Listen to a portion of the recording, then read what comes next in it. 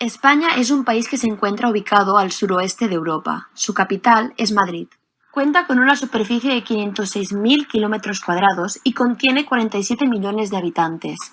Como podemos observar, España presenta una pirámide regresiva con un porcentaje alto de personas mayores.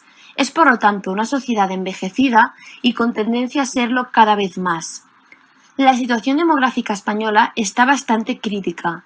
La natalidad se ha reducido en los últimos años y sigue en tendencia decreciente, debido, mayoritariamente, a motivos económicos. La mortalidad, en cambio, es relativamente alta. Esto representa una situación de decrecimiento demográfico y pérdida neta de la población. A nivel de la economía y de la salud, vemos cómo el gasto sanitario privado muestra una tendencia de crecimiento año tras año.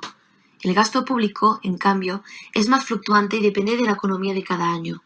Actualmente, podemos ver cómo recupera casi totalmente el nivel que perdió debido a la crisis del 2010.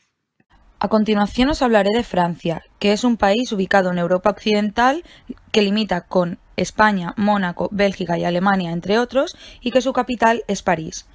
Tiene una superficie de 549.087 kilómetros cuadrados, donde residen 64.500.000 de habitantes, que se distribuyen de manera irregular, siendo más pobladas las grandes ciudades, debido eso principalmente a la oferta y demanda de empleo y a la mejor accesibilidad al sistema sanitario.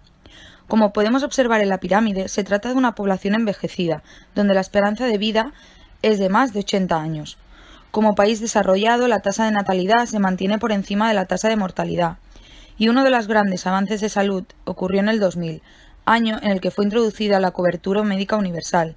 Anteriormente se calcula que todavía había un 0,2% de la población sin accesibilidad a los servicios médicos. Ambos países pertenecen al modelo sanitario mixto, implantado en Europa. España sigue el modelo sanitario Beveridge procedente del Reino Unido, estructurado mediante el Sistema Nacional de Salud basado en la universalidad, solidaridad y equidad. Como objetivos tiene mejorar la salud del paciente, optimizar su experiencia y realizar las gestiones usando los recursos lo mejor posible. En cambio, Francia, desde el siglo XIX, sigue el modelo sanitario Bismarck, procedente de Alemania a partir de la creación de cooperativas o sociedades propuestas por los trabajadores industriales de la época. Dicho modelo se conforma gracias a la seguridad social. Se trata más de una protección al cotizador que al ciudadano. En España, la sanidad pública se financia a partir de los presupuestos generales del Estado, los cuales incluyen los impuestos de los ciudadanos a través de las cotizaciones de estos con su nómina. Dentro de la sanidad pública podríamos destacar los conciertos, donde la sanidad pública destina un dinero a los hospitales privados. Además existe la sanidad privada, que se gestiona a través de los seguros médicos de los usuarios. El sistema sanitario tiene una cobertura universal, es decir, cubre casi todas las atenciones a todos los residentes de España. Debido a un gran reparto geográfico, hay servicios que están más ubicados en una comunidad que en otra. Por lo tanto, si vives en una comunidad donde el hospital que te pertenece no realiza una intervención quirúrgica, el Estado cubriría el traslado al hospital.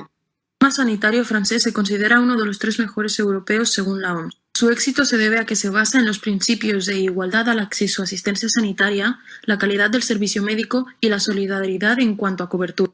La financiación de este sistema procede en su mayoría de las cotizaciones sociales sobre los salarios de los empleados, además de contar con las contribuciones del gobierno e industrias farmacéuticas, entre otros. Normalmente este sistema solo ofrece cobertura básica en casos de enfermedad, de maternidad, muerte por accidente, y solo será del 100% en 3 casos específicos: procesos de larga duración, ciertas circunstancias como accidentes de trabajo, embarazos de más de 5 meses y niños discapacitados, además de que existe un sistema de exenciones por razones económicas. En cuanto al acceso, mientras la persona disponga de un número de seguridad social, el acceso al sistema sanitario está garantizado. Se trata de un derecho del que disponen todos los ciudadanos, incluso aquellos no comunitarios. Para sostener el sistema sanitario existe una fuente adicional de financiación, el copago. Consiste en la participación directa del paciente en parte del coste de los servicios sanitarios. Como ya hemos dicho anteriormente, en el Estado español la atención médica es gratuita. Sin embargo, desde el 1 de julio del 2012 se aplica un copago farmacéutico con diferencias entre pensionistas y activos.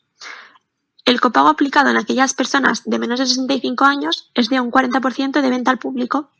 Sin embargo, en pensionistas y personas con enfermedades crónicas se les aplica un copago del 10% con un límite mensual y de 4,26 euros por receta, basado en la renta familiar y situación familiar.